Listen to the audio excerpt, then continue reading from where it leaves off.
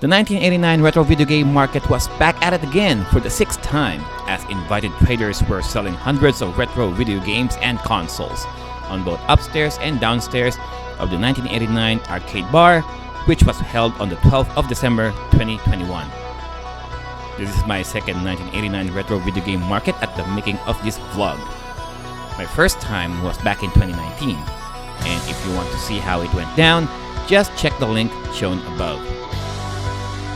In this vlog, we are going inside the Retro Video Game Market Volume 6 and see what kind of game pickups we might be able to find.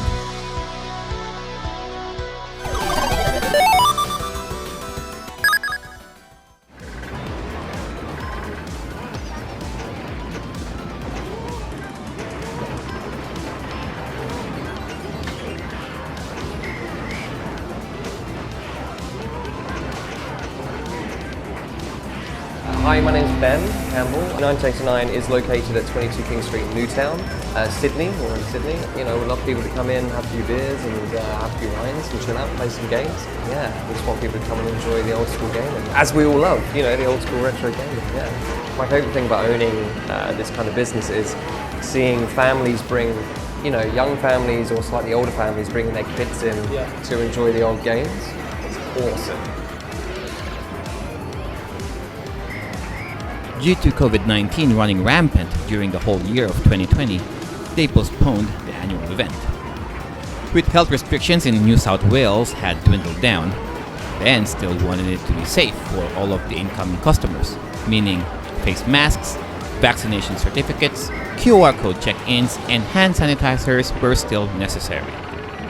For the first time ever, the bar introduced an early bird hour from 11 a.m. to 12 noon for 15 Australian dollars, meaning the patrons who bought early bird tickets had the advantage of rummaging the best possible gaming items that they could find from the sellers.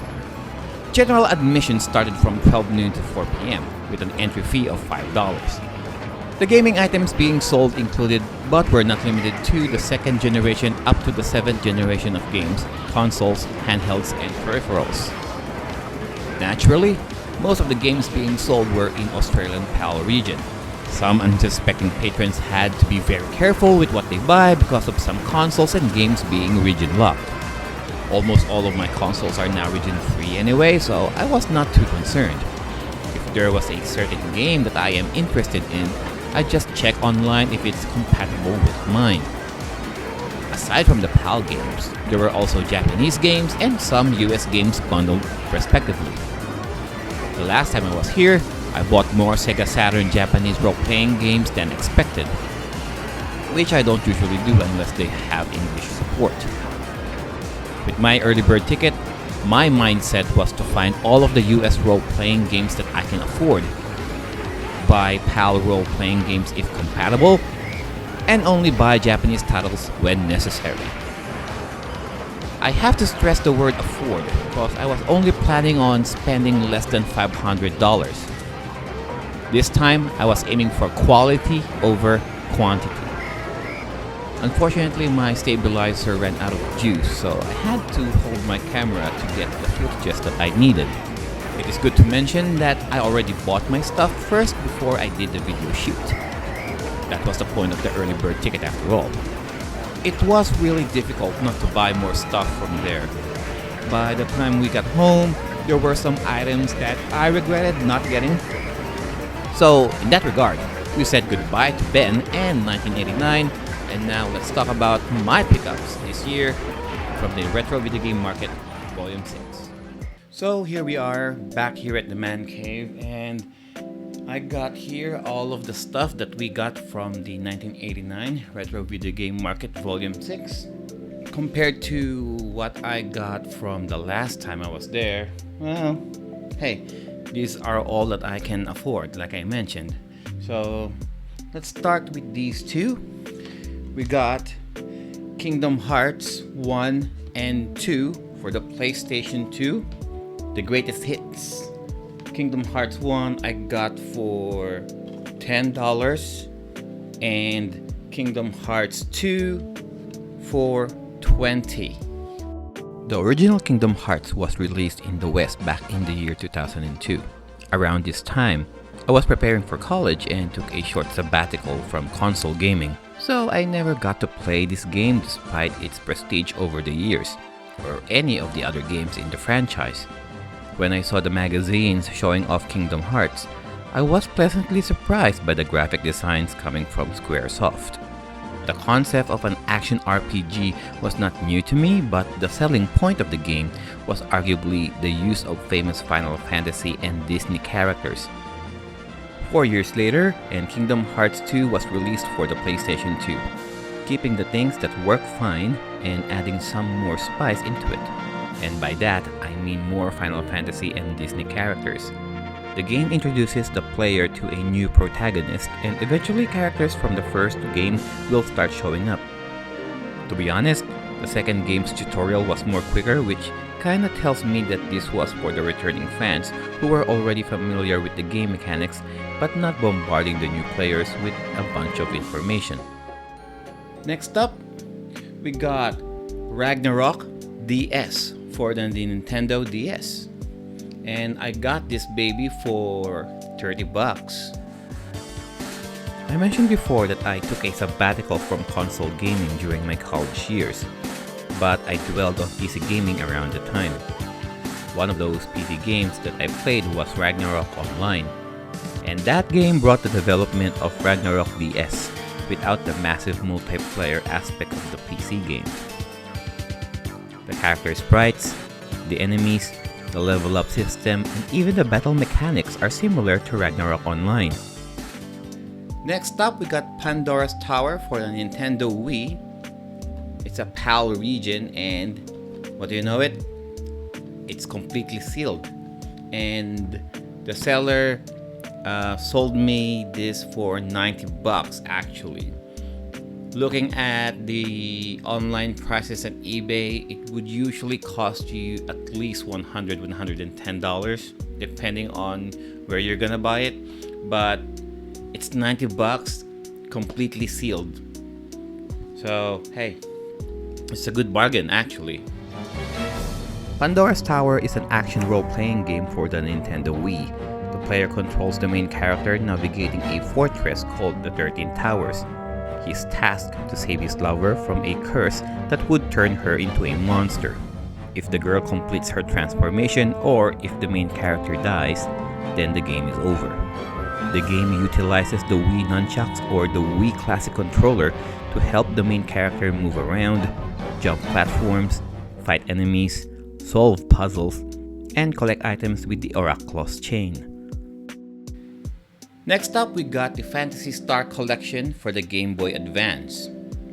And I got this one for $120. And apparently this is complete in box. And there's a plastic protector that's covering it. So that's fine, I guess. And it's in PAL region as well. Phantasy Star Collection was released for the Game Boy Advance, including the first 3 Phantasy Star games made for the Sega Master System and Genesis. As Sega's answer to Nintendo's Dragon Quest and Final Fantasy during the 8-bit and 16-bit era, the games followed the traditional role-playing game tropes of top-down explorations, random encounters, first-person perspective battles, dungeon crawling, and experience points. Now, those are all the JRPG titles that I got. Well, the titles that I was able to find at the retro video game market. The rest here are non-JRPGs, so might as well let's take a look. I got here the Exploder cheat device for the Nintendo Wii, and I got this one for $10. And looking at it, it's completely sealed, not been used yet. For the Nintendo Wii, it's a lot more easier to put cheats on the games. So having this now, I'm not sure if I'm gonna be using it in the near future, but it's a good thing to have as part of my collection. And I've been collecting a lot of cheating devices as well. Next up, I got Mobile Suit Gundam Side Story number 3 for $10. and it's a Japanese Sega Saturn game. Now, I did mention that I'm trying to withhold from buying Japanese games, especially with Sega Saturn. However, I already got the side story 1 and 2, and I'm missing number 3. And it's a good thing that I saw this one on the pile.